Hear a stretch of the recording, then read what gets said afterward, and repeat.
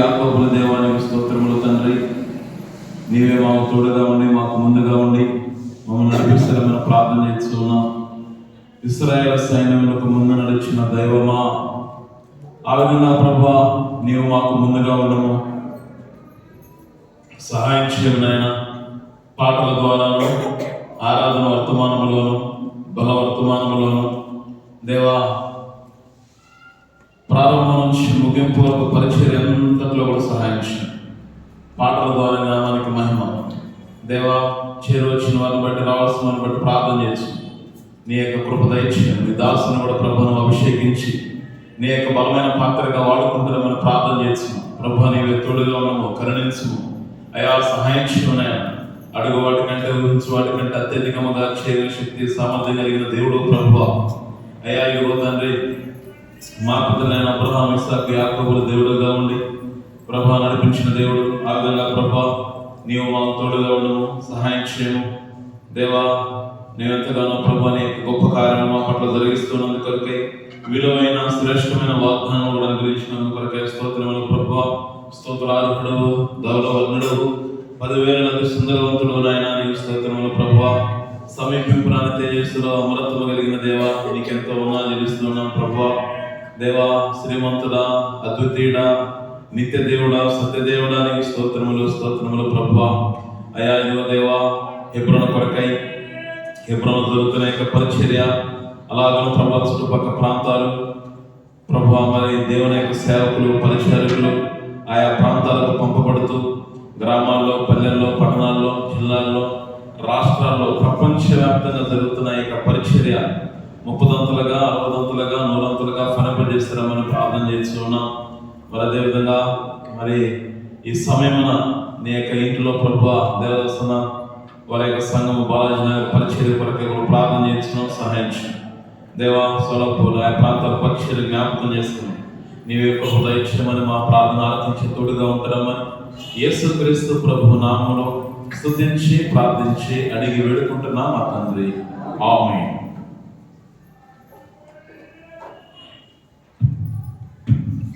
రండి బ్రదర్స్, రండి. బాగా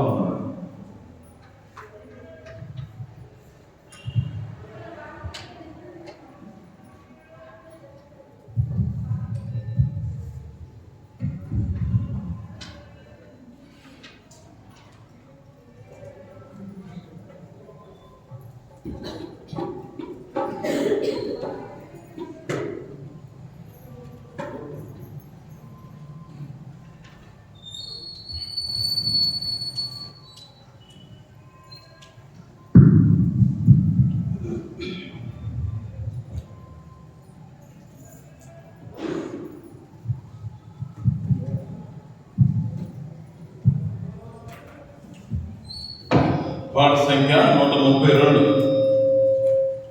మహాగణుడు, మహోన్నతుడు, పరిశుద్ధుడు.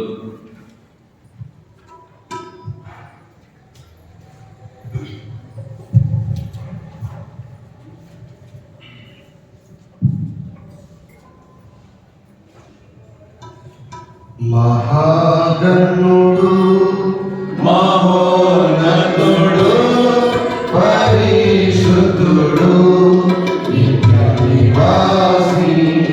మహాగణుడు, మహోన్నతుడు, పరిశుద్ధుడు, నిత్య నివాసి.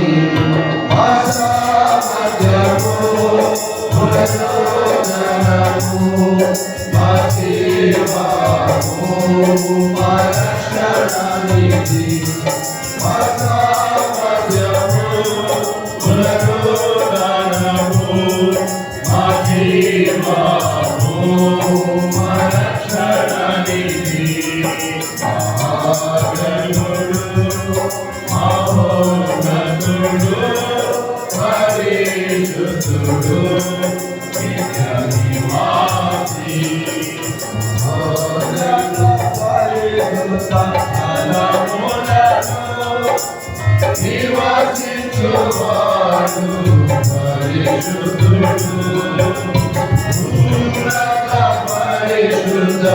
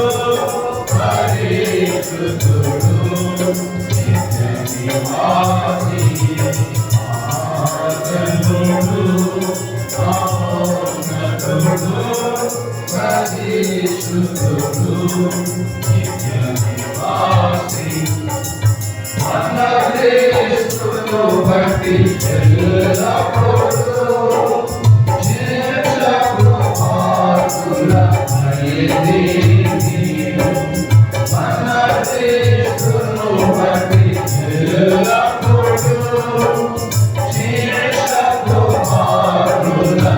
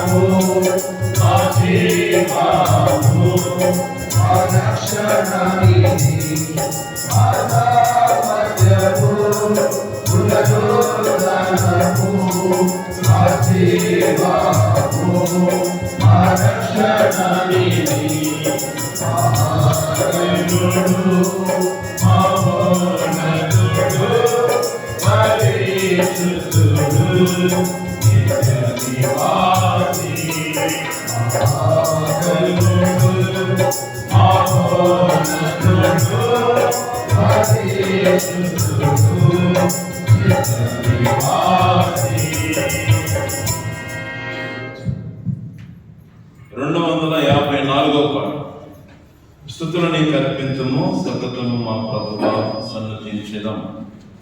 254 217.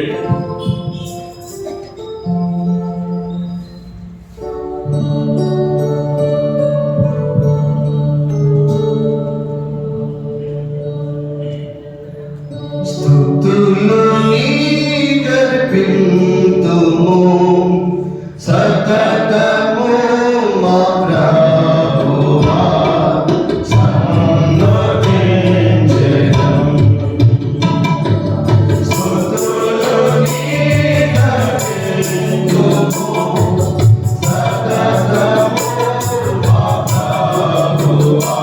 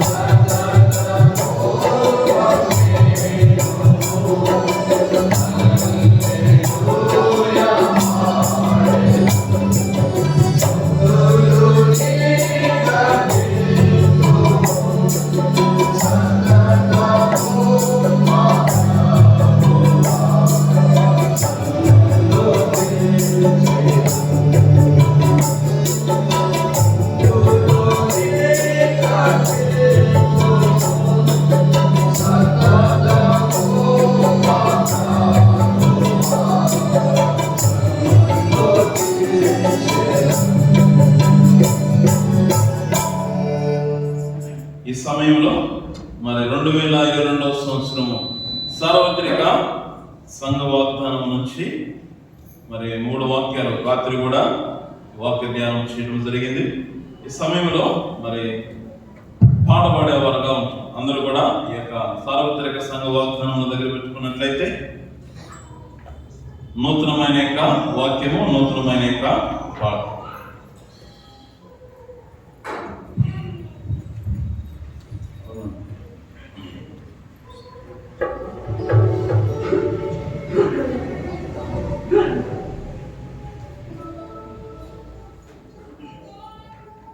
నా మంచితనమంతాయు నీ ఎదుట కనుపరచెదను. ఒకసారి వినండి దయచేసి, కొద్దిగా మనము దాన్ని అనుసరించి. నా మంచితనమంతయు నీ ఎదుట కనుపరచెదను, ఈయన సమస్తమును బాగుగా చేసి ఉన్నాడు. రెండవదిగా తర్వాత ఈయన సమస్తము బాగుగా చేసి ఉన్నాడు అన్న తర్వాత మళ్ళీ యేసుక్రీస్తు సమస్తమును బాగుగా చేసి ఉన్నాడు. నీ యందు భయభక్తులు గల వారిని నీ నిమిత్తము నీవు దాచి ఉంచిన మేలు ఎంతో గొప్పది. నా మంచితనమంతాయు నీ ఎదుట కనుపరచెదను. నా మంచితనమంతాయు నీ ఎదుట కనుపరచెదను. నీ ఎదుట కనుపరచెదను. ఈయన సమస్తమును బాగుగా చేసి ఉన్నాడు. యేసుక్రీస్తు సమస్తమును బాగుగా చేసి ఉన్నాడు. నీ యందు భయభక్తులు గలవా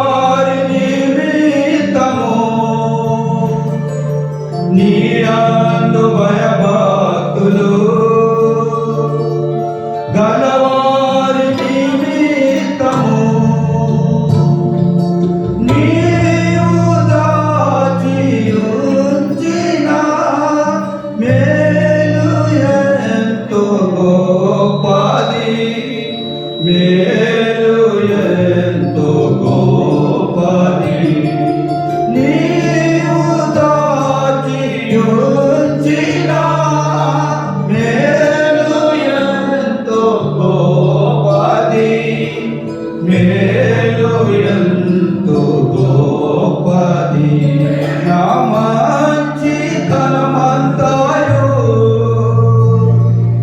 నీ ఎదుట కనుపరచెదను నా మంచితనమంతాయు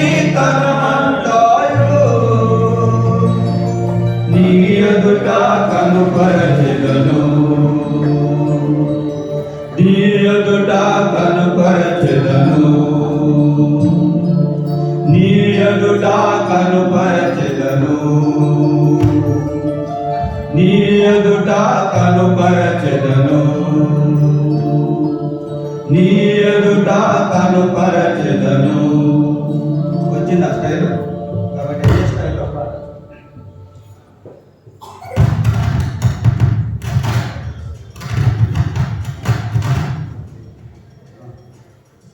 ఒకసారి చూడండి, ప్లే చేశాక మీకు మనకు యూట్యూబ్లో ఉంటుంది పాట. దయచేసి ఆ యొక్క రాగాన్ని మీరు గుర్తించండి. ఇదే స్టైల్లో ఉంటుంది. ఇప్పుడు నేను పాడినటువంటి స్టైలే, అంటే 2-3 రకాలు ఉన్నాయి. మనకు వచ్చినటువంటి పాట ఇదే. నా మంచితనమంతయు నీ ఎదుట కనుపరచెదను.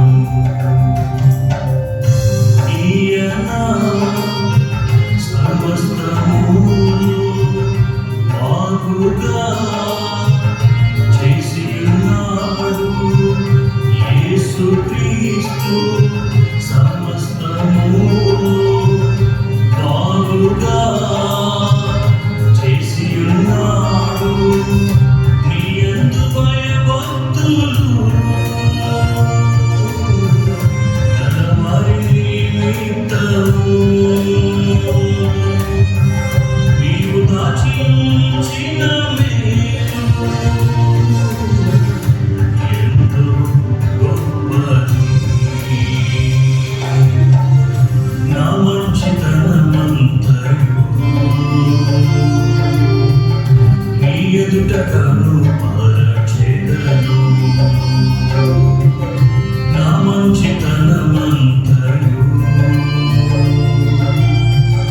నీ ఎదుట కనుపరచెదను. ఈయన సమస్తమును బాగుగా చేసియున్నాడు. యేసుక్రీస్తు సమస్తమును బాగుగా ఇది మనం నేర్చుకోలేము కానీ నీ యందు భయభక్తులు గలవారి నిమిత్తము నీవు దాచించిన మేలు ఎంతో గొప్పది. నా మంచితనమంతయు నీ ఎదుట కనుపరచెదను. నా మంచితనమంతయు నీ ఎదుట కనుపరచెదను. కాబట్టి ఈ యొక్క నూతనమైన యొక్క వాగ్దాన విషయమై చక్కగా ఈ పాట నేర్చుకోనండి. ప్రభు మహిమార్థముగా ఉంటూ ఉంది. ఈ సమయంలో 253వ పాట 216 దేవా సంవత్సరమును దయా కిరీటముగా నుంచి ఉన్నావు అనే పాట పాడుతుంది.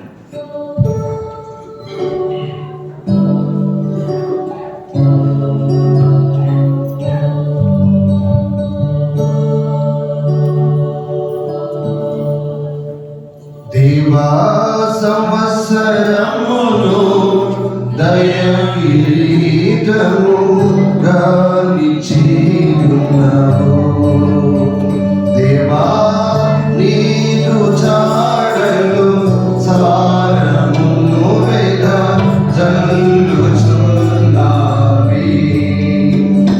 దేవా నీదు చాడలు సారమును జల్లుచున్నావి. నీవే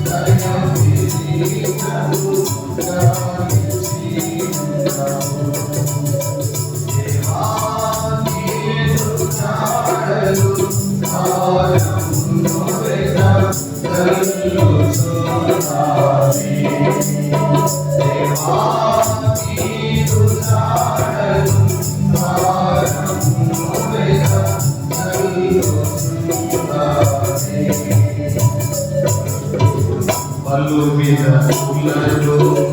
బాధలు పొంది బలువిరములను బాధలు పొంది రక్తము కాచి ప్రాణము తీర్చి రక్తము కాచి ప్రాణము తీర్చి రక్షించిన వారు దేవా సంవత్సరములు దయకిరీటము ధరించి దేవా నీదు నాడలు సారమును దయచేయుచున్నాయి దేవా నీదు నాడలు సారమును దయచేయుచున్నాయి పాపకు యేసు మహిమయు నీవే పాపకు యేసు మహిమయు నీవే నీ నామమునే పాడెదమెప్పుడు నీ నామమునే పాడెదమెప్పుడు హల్లెలూయా దేవా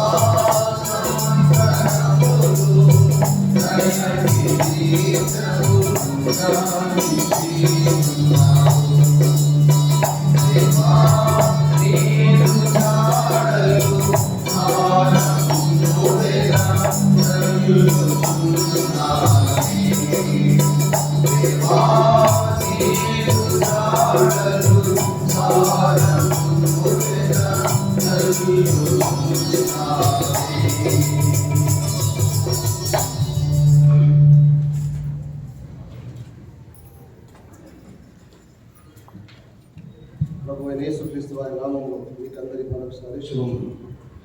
దేవుడు గత కాలమంతా మనల్ని తన రెక్కల కింద తన పాపల కాపాడుతాడు.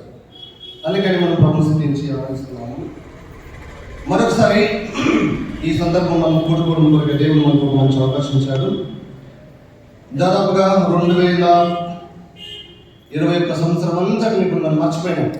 ఇప్పుడు మనం ఎక్కడ చూస్తే మనకి ఏం కనపడుతుంది బయట 2022కి 2021కి ఎంత వ్యత్యాసం అనుకున్నారు మీరు చెప్పండి. రాత్రి 12 గంటలకు మీరు మేల్కొన్నట్లయితే మీకు అర్థమైంది కదా. ఒక్క నిమిషం తక్కువ ఏమని పిలిచేవారు ఆ టైంలో 11:55 నిమిషాలు 56 నిమిషాలు 50 నిమిషాలు 58 59 నిమిషాలు అయింది. ఆ కాలాన్ని ఏమని పిలిచేవారు ఆ డేట్ను 2021 ఒక్క నిమిషం తక్కువ ఉంటే దానికి ఎంత విలువ? 1 సంవత్సరం తగ్గింది. ఎంతకి? 1 నిమిషానికి. 1 నిమిషం తిరిగిన తర్వాత ఏమైపోయింది? 1 సంవత్సరం విలువ పెరిగిపోయింది. అంటే మనిషి యొక్క మరణపు విలువ కూడా అంతే. ఒక్క క్షణం లేదా ఒక్క సెకండ్, దీనిలోనే ఒక మనుషుడు రక్షించబడవచ్చు, ఒక మనుషుడు నశించవచ్చు. ప్రియులారా, ఇలాంటి సందర్భంలో దేవుడు మనల్ని ప్రేమించి కోట్ల కొలది ఈ లోకంలో మనుషులు మరణించిన మనల్ని ఈ రోజు వరకు దేవుడు సజీవంగా ఉంచాడు. మనం ఎలా చెప్పవచ్చు? 2021 సంవత్సరం నుండి దేవుడు మన 2021లోనికి నుంచి 2022లోనికి దాటించాడు. ఇప్పుడు మనం ఎక్కడ రాసినా మొట్టమొదటి రోజున నుంచి ఎక్కడికి పోతుంది? ఎక్కడికి? మన రోజు వాడకైంది కదా రాసేది ఏది? 21. అవసరమైతే 21 కొట్టేసి మనం 22 రాసాలని కూడా ఉంటాం. ఎందుకంటే రోజు అలవాటు అయింది కదా. ఎప్పటివరకు రాస్తున్నాం మనం దీన్ని? నేనైతే డైరీ రాస్తుంటాను. డైరీ రాసినప్పుడు సంవత్సరం అంతా దాదాపు ఏం రాసేవాడిని? 21 రాసేవాళ్ళు. 21 రాసినప్పుడు ఏం చేస్తాం మనం? ఇంకొకటి పెంచుతాం, 22 రాస్తాం. అయితే ఈ విషయం నేను చెప్తుంటే ఎంత అద్భుతంగా 1 సంవత్సరంలో నుంచి దేవుడు మరొక సంవత్సరంలోకి దాటించాడు. ఈ ప్రకృతి కాలచక్రం ఎంత వేగంగా తిరుగుతుంది కదా, మనం ఊహించలేము. చిన్నప్పుడు నేనైతే 1 వారం రోజులు గడవడానికి, అంటే ఆదివారం మందిరం గడవడానికి కొరకు, ఆదివారం రావడానికి కొరకు రోజులు లెక్కించుకునేవాడిని. ఏమని? సోమవారం, మంగళ, గురు, శుక్ర అయిపోయింది, ఇంకా 2 రోజులు అయితే ఏమొస్తుంది? ఆదివారం రోజు లెక్కించేది. ఒకప్పుడు రోజులు లెక్కించేది, ఇప్పుడు దేని లెక్కిస్తున్నాం? సంవత్సరాలనే లెక్కిస్తున్నాం. ఈ రీతిగా సంవత్సరాలు ఎన్నో మంది నుంచి జరిగిపోయి వెళ్ళిపెడుతూ ఉన్నాయి. కానీ సంవత్సరం జరుగుతుండగా దేవుడు తన కార్యములు మనం నూతనం చేశాడు. నూతన సంవత్సరంలో నూతన వస్త్రాలు వేసుకుని సంతోషంగా. చిన్నప్పుడు మా అమ్మ నాన్న కొత్త బట్టలు కానీ తెచ్చినట్లయితే ఆ కొత్త బట్టలు మాసిపోయేంత వరకు ఎగిరేవాడిని. ఎప్పటి వరకు? కొత్త బట్టలు మాసిపోయేదాకా ఎగిరేవాడిని. కొత్త బట్టలు మాసిపోయేదాకా ఎగిరేవాడిని. కొత్త బట్టలు మాసిపోయిన తర్వాత ఆ గొప్ప సంతోషం ఉండేది కాదు. అయితే ఇప్పుడు వాటన్నిటికంటే అతిథిగా, వాటన్నిటికంటే గొప్పగా దేవుడు మన హృదయంలో నూతన సంతోషాన్ని పుట్టించినాడు. దేవుని వాక్యం రాయండి, పాతవి గతించను, చెప్పండి, ఇదిగో కొత్త సంవత్సరం కొత్త వాయువు. పాత సంవత్సరం గతించింది, మనం కొత్త సంవత్సరంలోనికి ఏం చేసినాం? పరిగెత్తాం. చిన్న ఎగ్జాంపుల్ మీరు చెప్తారు వాక్యం ముందు. ఒకరోజు పీతలు ఒక మీటింగ్ పెట్టుకున్నాయంట. ఏవి పీతలు? గమనం ఏమంటారు పీతలు? ఎండ్రకాయలు, ఎండు పీతలు, ఎండ్రకాయలు, పీతలు, రకరకాల పీతలు ఇస్తారు కదా. మీరేమంటారు? పట్టస్తారు చెప్పండి. పీతల ఏమంటారు? ఎండ్రకాయలు కదా. ఎండ్రకాయలు ఒకరోజు మీటింగ్ పెట్టుకున్నాయంట. ఏమైనా మీటింగ్ పెట్టుకున్నాయంటే, ఒరే చేపలంతా అందంగా మనం ఎందుకు నడవలేకపోతున్నాం? చేపలంతా అందంగా మనం ఎందుకు నడవలేకపోతున్నాం? లేదు, ఈ రోజు నుంచి మేము తీర్మానం చేస్తున్నాము, ఎవ్వరు నిన్న మనం నడిచినట్టు నడవద్దు. ఎట్లా నడవాలి? చేపలాగా నడవాలని చెప్తున్నారంట. ఈ మీటింగ్ పెట్టినటువంటి ఆ మీటింగ్ ఉన్న గొప్ప మెయిన్ వ్యక్తి ఉంటాడు కదా, మెయిన్ పర్సన్, ఏం చెప్పినాడంట, చూడండి ఎవరైనా నిన్న మొన్న నడిచినట్లయితే ఒప్పుకునేది లేదని స్టార్ట్ చేసినాడు. ముందు ఆయన నడుచుకుంటాడు. ఎట్లా? చెప్పలేకన్నా ఎందుకైనా నడపడం స్టార్ట్ చేసినాడంట. ఎందుకైనా ఇప్పుడు ఏం చేసినాయి? కాబట్టి మాట మారింది, సంవత్సరం మారింది, కానీ వాటి నడకలో మార్పు మారలేదు. మనం అట్లా కాదు, తప్పుగా అర్థం చేసుకోకూడదు. మనం అట్లా కాదు. ఎందుకైతే నడకను మార్చుకోకపోయినా, బాధ తన నడకను మార్చుకోకపోయినా, మనం తన నడకను తప్పకుండా ఏం చేసుకుంటాం? మార్చుకోగలం. ప్రియులారా, అందుకే దేవుడు మనల్ని ఒక సంవత్సరం నుండి ఇంకో సంవత్సరానికి, ఇంకో సంవత్సరానికి అనుదినమైన మనల్ని దాటిస్తున్నారు. చూడండి, ఈ సమయంలో మన ప్రభువుని ఆరాధించడానికి కొరకు కొన్ని మాటలు నేను చూపిస్తాను. మీరు రాత్రంతా మేల్కొన్నారు కదా, కొన్ని మాటలు నేను చూపిస్తాను. మొదటి సమయం గ్రంథము 7వ అధ్యాయము 12వ వచనాన్ని అందరూ కలిసి చదువుకున్నారు. నాతో కలిసి మీరు కూడా చదవండి. మొదటి సమయంలో 7వ అధ్యాయము 12వ వచనం అందరూ కలిసి చదువుకున్నారు. అప్పుడు సమయం ఒక రాయి తీసి మిస్పాకును షేనుకును మధ్య నిలిపి, ఇంతవరకు యెహోవా మనకు సహాయం చేసిందని చెప్పి దానికి ఎబెనేజరు అని పేరు పెట్టాను. చాలు, ఇక్కడ ఉన్నవారు. ఇది మనం మాత్రం వివరించినాం దీని గురించి. సమయలు ఫిలిస్తీన్లు సమయల మీదకి యుద్ధానికి వచ్చినప్పుడు ఇశ్రాయేలు వారందరూ సమయల దగ్గరకు వచ్చి ప్రార్థన చేస్తున్నారు. అయ్యా అడిగినారు, ప్రాధాన్యపడ్డారు, అయ్యా మా కొరకు ప్రార్థన చేయడము మానవద్దు, మా కొరకు మీరు ప్రార్థన చేయండి. శత్రు బలం ఎక్కువ ఉంది, మన బలం తక్కువ ఉంది. మనం శత్రువు మీద ఓడిపోకూడదు. దేవుడు తన సన్నిధిని మనకు తోడుగా ఉంచాలి. కాబట్టి మా కొరకు మీరు ప్రార్థన చేయడం మానవద్దని చెప్పారు. సమయలు పాల్గొడినటువంటి ఒక బియ్యం తీసుకొచ్చి, లేఖనుడు తీసుకొచ్చి దహన బలిగా దేవుడికి అర్పించి దేవుడు ఆరాధించాడు.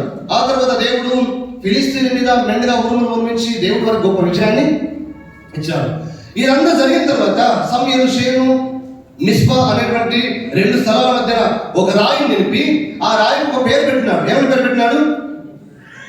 ఇంతవరకు యెహోవా మనకు సహాయం చేశానని చెప్పి ఆ స్థలానికి, ఆ రాయికి ఏమని పేరు పెట్టినాడు? ఎబెనేజరు అని పేరు పెట్టినాడు. ఎబెనేజరు అనే మాటకు మనం అర్థం చేశాం కదా రాత్రి. ఎబెనేజరు అనే మాటకు అర్థం ఏంటి? సహాయపు రాయి. ఈ కాలం మనకు దేన్ని చూపిస్తుంది?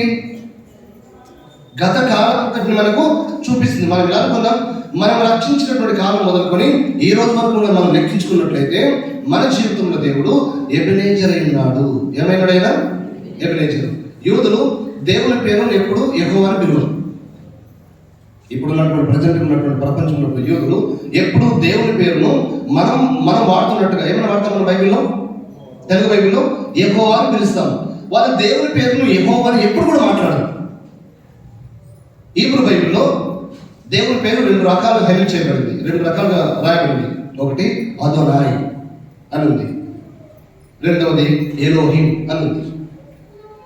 ఆ తర్వాత మనం బైబిల్ చూస్తాం ఎల్ షదాయ్, ఎల్ ఎలోహిం, ఇలాంటి పదాలు మన బైబిల్ హీబ్రూ పదాలను చూస్తూ ఉంటాం. దేవునికి యెహోవా అనేటువంటి పేరు మనకి ఎందుకు పెట్టలేదు అనే మాట మనకు కావాలంటే, మన నాన్న ఉన్నాడు, మన నాన్న పేరు మోషే అనుకోండి. ఏం పేరు? నాయన మనం ఏమైనా పిలుస్తాం? నాయనని పిలుస్తాం, కానీ ఏం పిలవలేము. లోకమంతా మోస అంటాడు, మన మాత్రం మోసాము ఏమంటాం? మనం నాయన అంటాం. మన అన్నప్పుడు దాసు అని ఉందనుకోండి, లోకమంతా దాసు అని పిలిచిన, రికార్డులో దాసు అని రాసిన, మన మాత్రం మన పిల్లలు ఉన్నని పిలుస్తాము, డాడీ అనే నాన్ననే పిలుస్తాము. ఆ రీతిగా యూదులు ఈ రోజు వరకు దేవుని పేరును ఉన్నట్టు వాళ్ళు చేయరు, పిలువరు. దీనికి అర్థం ఇచ్చేటువంటి అదోనాయని, ఎల్షద్దాయని, ఎలోహిం అని ఇంకా రకరకాల పేర్లతో పిలుస్తూ ఉంటారు. ఇదే మాట ఎబెనేజరు అనేటువంటి మాట మనకు అర్థం వస్తుంది. ఎబెనేజరు అనే వాటికి అర్థం ఏంటిది? సమయానుకూలంగా దేవుని వారు పెట్టినటువంటి పేర్లు అనమాట. ఇంతవరకు యెహోవా మనకు, వారు యెహోవా అని పిలువరు. మన తెలుగు రాష్ట్రంలో యూదులు ఉన్నారు, యూదులు వారు చదివేటప్పుడు తెలుగు బైబిల్ చదువుతారు మన బైబిల్, కానీ పాత నిబంధన మాత్రం వాళ్ళు కొత్త నిబంధన వాళ్ళేమి నమ్మరు. బైబిల్ ఉంటుంది ఇక్కడ చదువుకోవాలి. అయితే ఈ కొత్త నిబంధనలో ఎక్కడ యెహోవా యెహోవా యెహోవా అనేటువంటి పేరు వస్తుందో అక్కడ వారు అదోనాయ్ అదోనాయ్ అదోనాయ్ అనే పదాన్ని కలిపి చదువుతారు. ఇక్కడ గమనించండి, దేవుని పేరును వాళ్ళంతా కనపరుస్తారు. అంటే దేవుని పేరు పెట్టి పిలవద్దు అన్నట్టుగా ఆయన గౌరవించడానికి వాళ్ళు చూస్తారు. ప్రియులారా, ఈ అనేక సందర్భాల్లో దేవునికి చాలా మంది పేర్లు పెట్టినారు బైబిల్లో. ఉదాహరణకు ఆగరు అరణ్యంలో వెళ్తా ఉన్నప్పుడు, త్రాగడానికి నీళ్ళు లేనప్పుడు, చాలా కష్టం పరిస్థితులు ఉన్నప్పుడు, ఆగరు నువ్వు ఎందుకు భయపడుతున్నావు, నువ్వు లేచి పిల్లవాడిని ఎత్తుకో, నీ మొర విన్నాము, నువ్వు లేచి అక్కడ నీళ్ళు చూడు, అక్కడ నీళ్ళు ఉందని చెప్పాడు. ఒక గోతులు తీస్తే నీళ్ళు వచ్చాయి. అప్పుడు ఆగరు దేవునికి ఒక పేరు పెట్టింది. ఏమైనా పేరు పెట్టింది? ఆగరు దేవునికి ఒక పేరు పెట్టింది. ఏమైనా పేరు పెట్టింది? చూచుచున్న దేవుడము నీవే అని పేరు పెట్టింది. మనమందరికి ఒక పేరు ఉంది. ఏం పేరు చెప్పండి తెలుగులో? జేజే అని చెప్పకండి, ఇప్పుడు తెలుగులో చెప్పండి. యెహోవా ఈరే. నేను ఇక్కడ ఉన్నప్పుడు మెయిన్ నుంచి లోపలికి వచ్చినాక ఆ రోడ్డు మీద ఇక్కడ వెళ్ళే రోడ్డు, ఆ రోడ్డు కాడ బోర్డు ఉంది, యెహోవా ఈరే ప్రార్థన, ఆ రోడ్డు కాడ బోర్డు ఉంది. ఇప్పుడు అప్పుడు తీసేస్తారు, లేదు రోడ్డు పెరిగింది కదా. యెహోవా ఈరే, యెహోవా ఈరే ఎవరు పేరు పెట్టారు? యెహోవా ఈరే అనే పేరు ఎవరు పెట్టారు బైబిల్లో? ఆదికాండం 24 అబ్రాహాము తన కుమారుడు ఇస్సాకును బలపించడానికి మోరియా పర్వతం మీదకి వెళ్తా ఉన్నాడు. ఈ మోరియా పర్వతం మీదకి వెళ్ళినప్పుడు వారు కలిసి వెళ్తా ఉన్నారు. ఇస్సాకు కట్టెలను పెట్టుకున్నాడు, అబ్రాహాము కత్తిని నిప్పును పట్టుకున్నారు. వారు బయలుదేరి వెళ్ళిపోతూ ఉన్నారు. అప్పుడు ఇస్సాకు అడిగినాడు అబ్రాహాము, నానా నిప్పుంది, కత్తి ఉంది, నిప్పుంది, మరి దహన బలి గొర్రెపిల్ల ఏది అన్నాడు. అప్పుడు అన్నాడు అబ్రాహాము, ఏమని చెప్పినాడు? యెహోవా ఈరే. ఇది యెహోవా ఈరే అంటే అర్థం ఏంటిది? యెహోవా పర్వతం పైన చూచుకొను. దేన్ని చూసుకొను అంటే గొర్రె పిల్లలు ఆయన చూసుకుంటాడు, మనం మాత్రం వెళ్దామని చెప్పినారు. ఇంటికాడ కూడా వాళ్ళ పని మనుషులు చెప్పినారు, మీరు ఎక్కడ ఉండండి, మేము దేవునికి బలర్పించి మరలా వస్తామన్నారు. చిన్నవాడు మేము దేవునికి బలర్పించి మరలా వస్తామన్నాడు. కాబట్టి అబ్రాహాము దేవునికి ఒక పేరు పెట్టినాడు, యెహోవా ఈరే. ఈ రీతిగా చాలా మంది దేవునికి పేరు పెట్టారు, కానీ వాస్తవంగా ఆయన పేరు ఏంటంటే ఆయనకు పేరుకు బిరుదుకు ఎన్నో సందర్భాలు చూస్తూ ఉంటాము. ఆయన మోషే కాలంలో దేవుడిని భయపరుచుకున్నాడు. ప్రభా మీ పేరేంటి చెప్పండి ప్రభా, ప్రజలు అడుగుతారు కదా, నేను ఈజిప్ట్కి వెళ్తాను అన్నాడు. ఆయన ఉన్నవాడిని అనువాదని చెప్పండి అన్నాడు. తర్వాత యాకోబు దేవునికి ఒక పేరు పెట్టారు. ఏమైనా పేరు పెట్టినాడు? యాకోబు ఒక దగ్గర దేవునికి బలర్పిస్తాడు కదా, అక్కడ ఒక పేరు పెట్టినాడు ఆయన. ఏమని? ఏల్ బెతేల్ అన్నాడు ఆయన. ఏమని చెప్పినాడు? అంటే దేవుని మందిరము ఇది. సాయకులు ఆల్ ఆల్ ఆల్ ఆల్ అనేటువంటి పదాన్ని వాడతారు. యూదులు ఎల్ ఎల్ ఎల్ ఎల్ అనే ఎల్ ఎలోహిం, ఎల్ ఎల్షద్దాయ్ అనేటువంటి పదాలు వాడుతూ ఉంటారు. కాబట్టి ఇక్కడ మనం గమనిస్తాము, ఎందుకు ఎబెనేజర్ అని ఈ రాయికి పేరు పెట్టినారంటే దేవుడు మనల్ని గత కాలం అంతా కూడా కాపాడు. ఇప్పుడు మనం గతంలోకి వెళ్దాం, కొన్ని సంవత్సరాలు వెనక్కి వెళ్ళిపోదాం. గతమంతట్లో ఇశ్రాయేలు ప్రజల్ని దేవుడు ఏ రీతిగా కాపాడినాం. నేను కొన్ని వేగంగా త్వరగా రెఫరెన్స్ చెప్తాను, ఎంత త్వరగా తీస్తే మంచిది. మనం పోటీ పడదాం. ఒక వచనం ప్రదర్శించండి, ఇంకొక వచనం చూద్దాం, ఎవరు బాగా చదువుతారో చూద్దాం. ఇప్పుడు చూడండి, గత కాలం అంతట్లో దేవుడు మనల్ని ఏ రీతిగా కాపాడినాడు. ఇప్పుడు చూద్దాం. మొదటిగా మనం చూస్తాము ఆదికాండము 50వ అధ్యాయం. ఎక్కడ ఎవరిని ఎప్పుడు ఏ రీతిగా దేవుడు కాపాడినాడు. త్వరగా ఆదికాండము 50వ అధ్యాయము 22వ వచనం త్వరగా ప్రదర్శించండి. ఇప్పుడు యోసేపు అతని తండ్రి కుటుంబ వారును ఐగుప్తులో నివసించింది.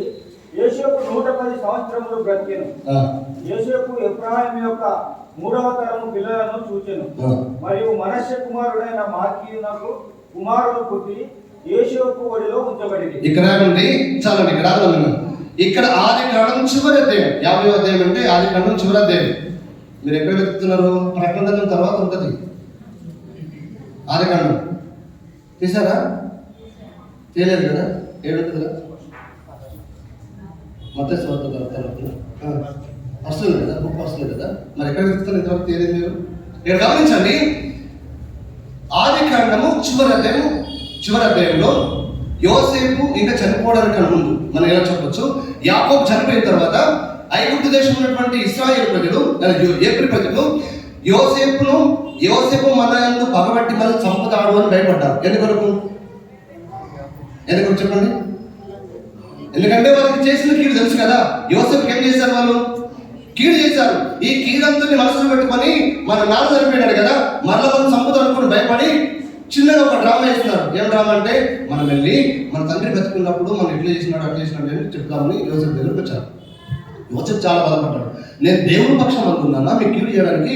మీరు నాకు కీడు చేయడానికి ప్రయత్నించినారు, కానీ నేటి దినంలో బహుమంది ప్రజలు బ్రతుకున్నట్లుగా దేవుడు దాన్ని మేలుకే అనుమతించినాడు. దీనిని రోమపత్రిక 8వ అధ్యాయం 28వ వచనంతో మనం పోల్చి చదవచ్చు. అక్కడే ఏమండి?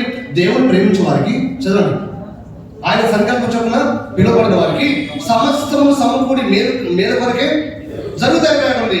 ఆ రీతిగానే దేవుడు యోసేపు జీవితంలో సమస్తాన్ని సమకూర్చి మేలుకే జరిగించినాడు. ఇప్పుడు అప్పటికి యోసేపు వృద్ధాప్యం మధ్య వయసులో ఉన్నాడు. యాకోబు చనిపోయినాడు. యాకోబు చనిపోయిన తర్వాత ఇశ్రాయేలు కుమారులందరూ కూడా యోసేపు పగబట్టి మనం చంపుతాడు అనుకున్నారు. అప్పుడు యోసేపు అంటున్నాడు, ఇప్పుడు చాలా వీళ్ళు 50 అధ్యాయం 22 ఏమంటున్నాడు? యోసేపు అతని తండ్రి కుటుంబపు వారును ఐగుప్తులో నివసించిరి. ఓకే. యోసేపు 110 సంవత్సరములు బ్రతికెను. యోసేపు ఎఫ్రాయిము యొక్క 3వ తరము పిల్లలను చూచెను. మరియు మనష్య కుమారుడైన మాకీయునకు కుమారుడు పుట్టి యోసేపు ఒడిలో ఉంచబడి. ఓకే, ఇక్కడ గమనించండి, ఇశ్రాయేలు వారు ఎబ్రీ ప్రజలు ఎందుకు ఈజిప్టుకు వెళ్ళినారు? ఎందుకు వెళ్ళారు చెప్పండి?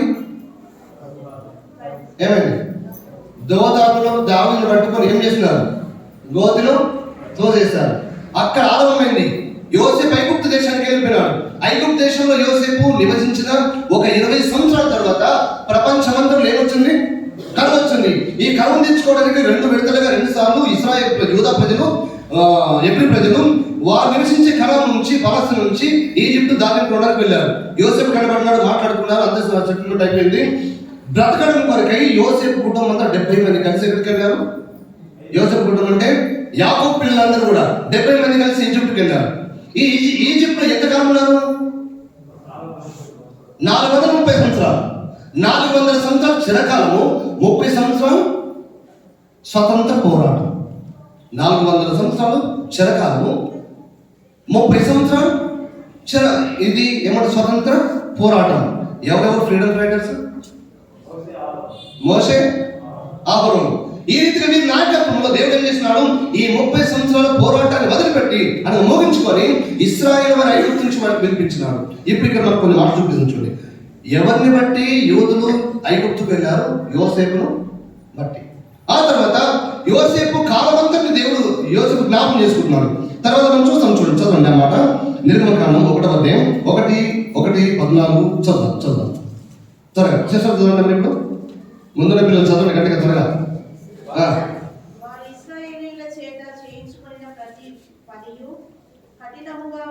ఎక్కడ చదువుతున్నారు మీరు?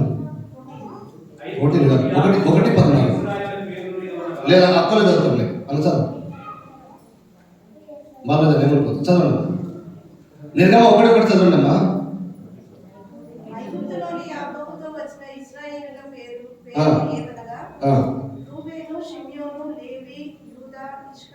ఇశ్శాఖారు,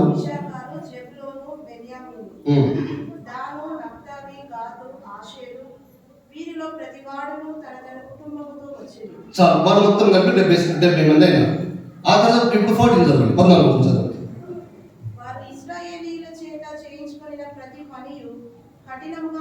చాలు, ఇక్కడ నాగండి. ఇప్పుడు యోసేపు ద్వారా ఇశ్రాయేలు వారందరూ ఐగుప్తు దేశానికి వెళ్ళిపోయినారు. ఈ ఐగుప్తు దేశంలో ఉన్నటువంటి ఈ ప్రజలు 400 సంవత్సరాలు బానిసలుగా జీవించారు. ఈ 400 సంవత్సరాల కాలంలో మనం ఎట్లా ఎక్కారంటే యోసేపు జీవించినటువంటి కాలంలో, అంటే యోసేపు అధికారంలోకి వచ్చి తన అన్నలను చూస్తున్నటువంటి కాలం అంతా 81 సంవత్సరాలు బాగున్నారు వాళ్ళు. ఎంతకాలము? 81 సంవత్సరాలు బాగున్నారు.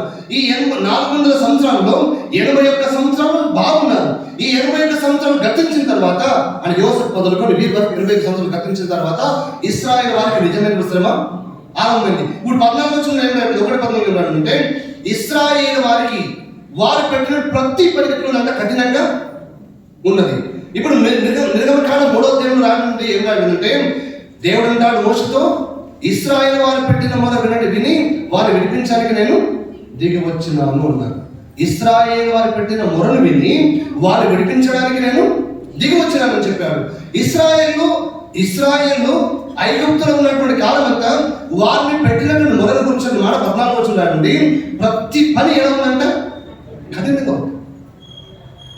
ఆ తర్వాత ఈ ప్రతి పని ఎంత కఠినమైన పని అంటే, ఇటుక చేయమంటారు, రేపు గడ్డి ఇవ్వరు.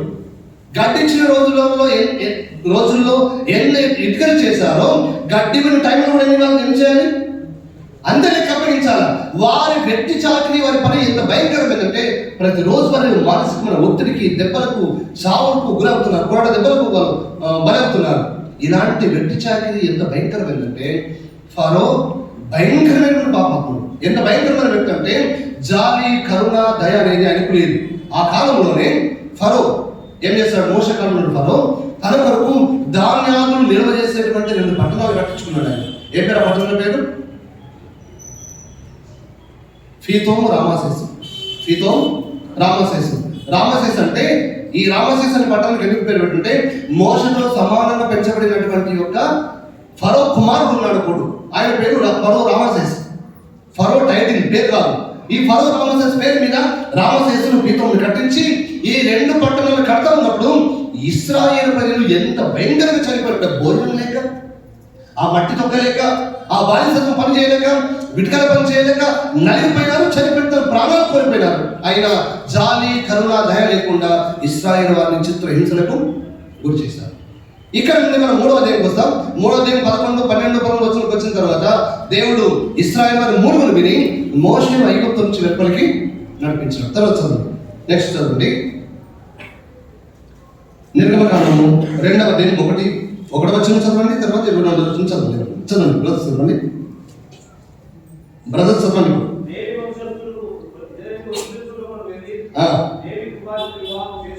ఓకే.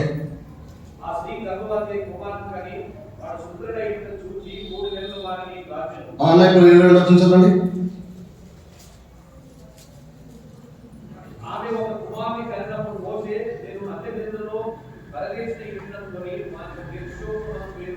చాలు.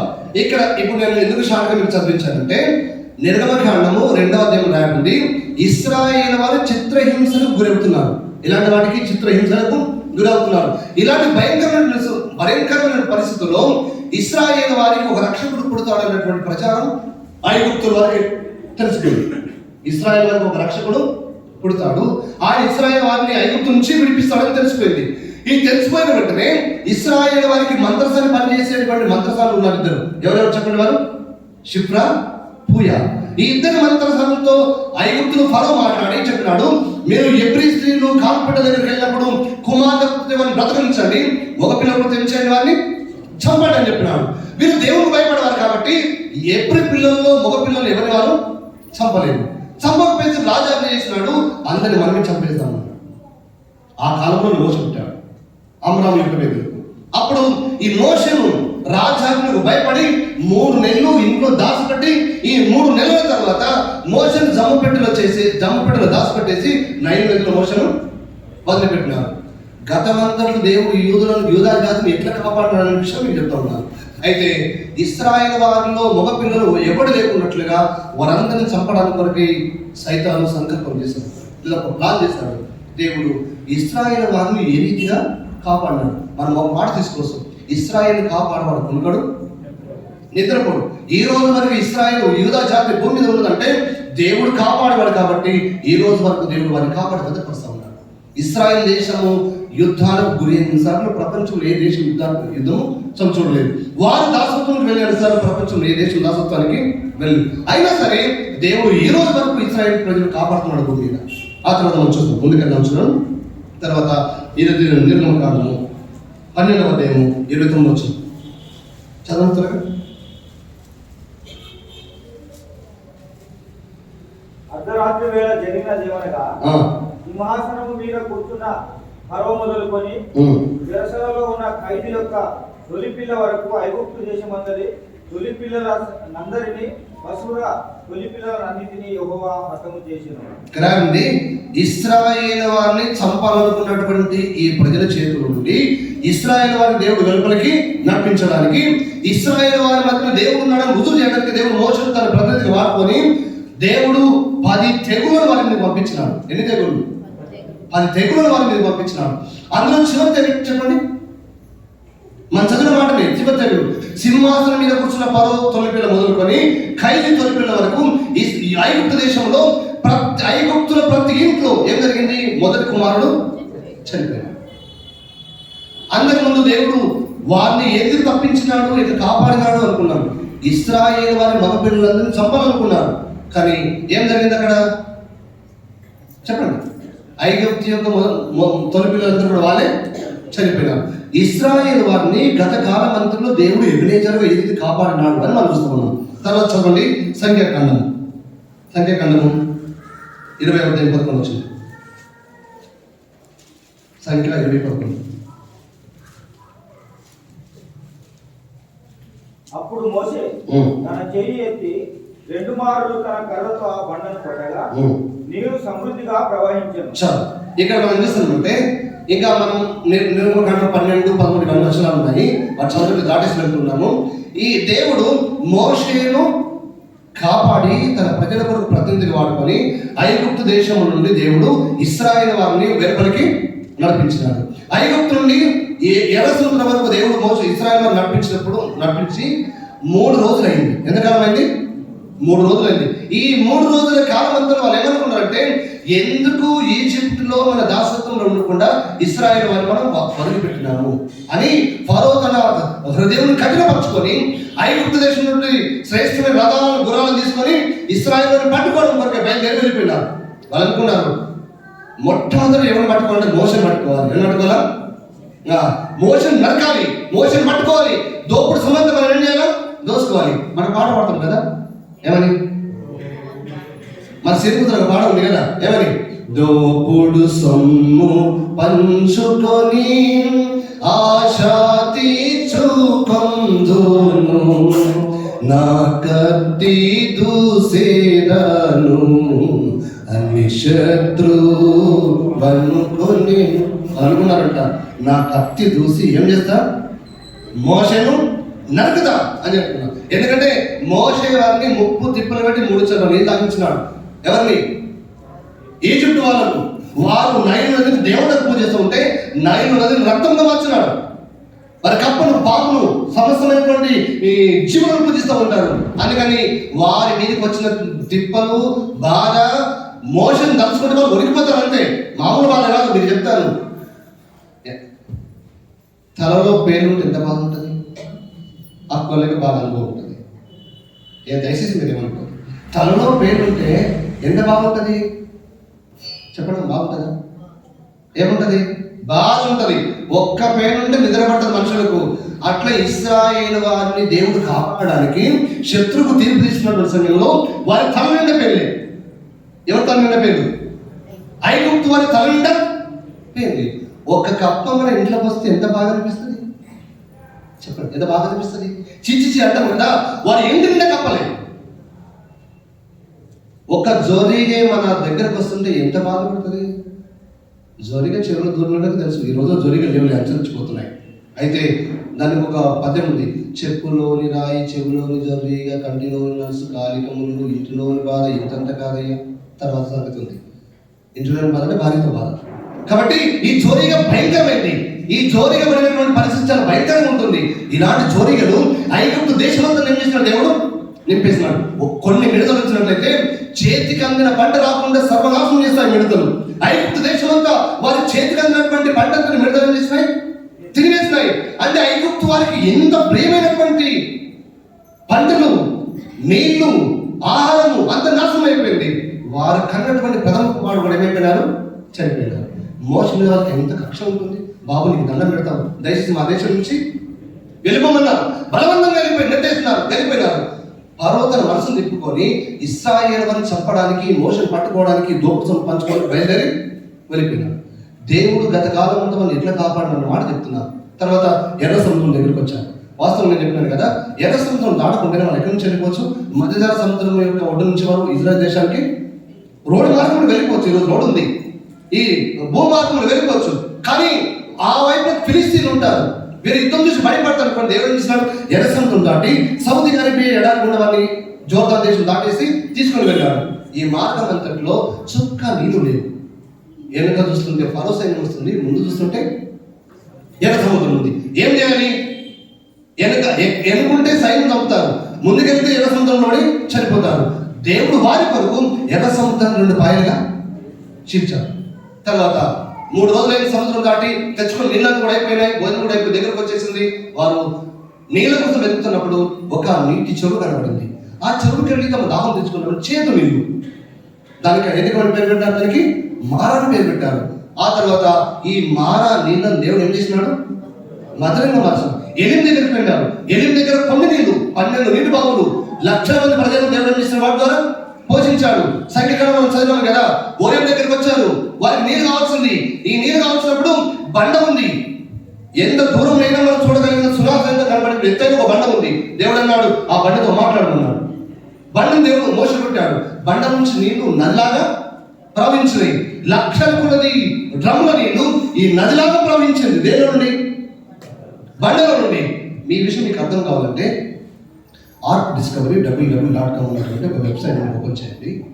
ఇందులో డాక్టర్ రాణి గారు అనేటువంటి ఒక ఇంగ్లీష్ బోధకుడు, అమెరికా బోధకుడు, ఈ ఎర్ర సముద్రం దాటిన తర్వాత ఎర్ర సముద్రమును, తర్వాత ఈ ఓరేబులు ఉన్నటువంటి బండను, ఆ బండ ఎట్లా పగిలిపోయింది, అవన్నీ విషయాలు మీకు ఇన్ఫర్మేషన్ మీకు దొరుకుతుంది, నెట్లో దొరుకుతుంది. యూట్యూబ్లో కూడా ఇప్పుడు పెట్టారు. తెలంగాణ మన కుక్కడపల్లి సోదరుడు దాన్ని అనువాదం చేసినాడు తెలుగులో. మీ తెలుగులో మీరు చూడొచ్చు. ఈ రీతిగా ఏ రీతిగా దేవుడు బండలో నుంచి దేవుడు ఏం చేసినాడు? వారికి నీళ్లను ఇచ్చినాడు. వారికి ఆకలేసింది. ఏమి ఇచ్చినాడు దేవుడు? మన్నా అంటే అర్థం ఏంటిది? ఇదివరకు తిన్నటువంటి తిండి తెలుసా? తెల్లగడ్డలు, ఉల్లిగడ్డలు, ఆగడ్డలు, ఈ గడ్డలు, చేపలు ఇవే తిన్నారు వాళ్ళు. ఎక్కడ? ఈజిప్ట్లో. ఈ రోజు మనం కురిసిన మన్నా కొత్తిమీర గింజల్లాగా, అంటే మన భాష ధనియాలు ఉంటాయి కదా, ధనియాలాగా కురిసింది భూమి మీద అంతా. భూమి అంతా కూడా పరుచుకొని పోయింది మంచుతో పాటుగా. దాన్ని తెచ్చుకున్నారు.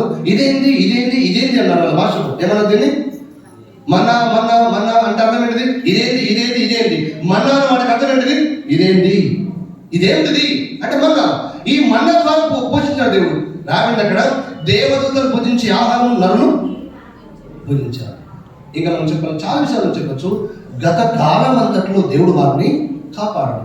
మొత్తం మీద వాళ్ళు ఏం చేసినారు? ఈ 40 సంవత్సరాల యాత్ర వేసి మోయాబు మైదానానికి వచ్చారు. ఈ మోయాబు మైదానానికి వచ్చిన తర్వాత మోయాబును పరిపాలించే బాలాకు రాజు ఒక రాజు ఉన్నాడు. ఈ బాలాకు రాజు ఇశ్రాయేలు వారి మైదానం అంతలో ఉండడం చూసి వారిని ఎదిరించలేక బిలాము అనే ఒక ప్రవక్తను పిలిపించుకున్నాడు. ఏం చేయమని చదవండి అన్నమాట.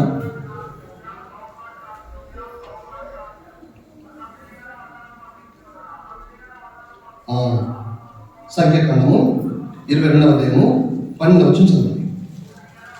సంఖ్యాకాండం 22:12.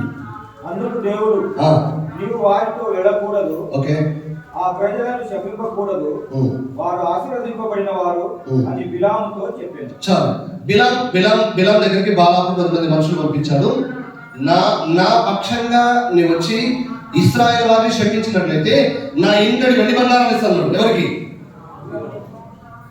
ఎవరికి ఇస్తాను? బిలాంకి ఇస్తాను అన్నాడు. మీ భాషలో, మన భాషలో అర్థం కాబట్టి చెప్తాం. బాలాకు మోయాబు దేశానికి రాజు, బిలాము పాస్తర్. ఎవరు బిలాము? పాస్తర్, ప్రవక్త. ఈ ప్రవక్త దగ్గరికి వచ్చి చెప్పినాడు, నా పక్షంగా వచ్చి ఇశ్రాయేలు ప్రజలను శపించినట్లయితే నా ఇంటడి వెండి బంగారం ఇస్తాను అన్నాడు. అప్పుడు బిలాము అన్నాడు, నీ ఇంటడి వెండి బంగారం నాకు అవసరం లేదు, దేవుడు ఏది సెలవిస్తున్నాడు అది మాత్రమే చెప్తాను అన్నాడు. దేవుడు అన్నాడు, వెళ్ళమన్నావు దేవుడు అంటే, దేవుడు అన్నాడు వెళ్ళొద్దు అన్నాడు. అయినా సరే ఈ బహుమానం మీద ఆశపడి వెళ్ళినాడు. ఎన్నిసార్లు ఇశ్రాయేలు వారిని శపిస్తామన్నా ఈ శాపాలను ఏం చేసిన దేవుడు ఆశీర్వాదకరంగా మార్చినాడు. ఈ శాపగ్రస్తుడైనటువంటి నోట్లో దేవుడు ఆశీర్వాదాన్ని పెట్టాడు. దేవుడే వారికి తోడుగా లేకపోతుంటే ఒక్క వ్యక్తి కణం చేరుకునేవారు కాదు. దేవుడు వారిని కాపాడకపోయినట్లయితే ఎవరు కణం చేరేవారు కాదు. తర్వాత ఇన్నో ఫెయిల్ అయిపోయినాడు. ఆయన ఫెయిల్ అయిపోయిన తర్వాత ఏం చేసినాడు? కొత్త ప్రణాళిక చేసినాడు. మోయాబు స్త్రీలను నాట్యమాడడానికి ఒక పండుగ జరుగుతుంటే ఇశ్రాయేలు వారి పురుషులు ఆ పాపానికి పురుకొల్పి వారిలో 2,000 మంది చచ్చిపోయినట్టుగా 22,000 మంది చచ్చిపోయినట్టుగా చేశారు. ఎంత భయంకరమైన పరిస్థితి చూడండి సార్. ఇదే మాట ప్రకటన గ్రంథం కూడా మనం చూద్దాం. ప్రకటన గ్రంథము 2వ అధ్యాయం 14 వచ్చింది. ప్రకటన 22వ అధ్యాయం 14 వచ్చింది. అయినను ఆ. నేను నీ మీద కొన్ని తప్పిదములు మోపవలసి ఉన్నది. ఓకే. అవేమనగా ఆ. విగ్రహములకు బలి ఇచ్చిన వాటిని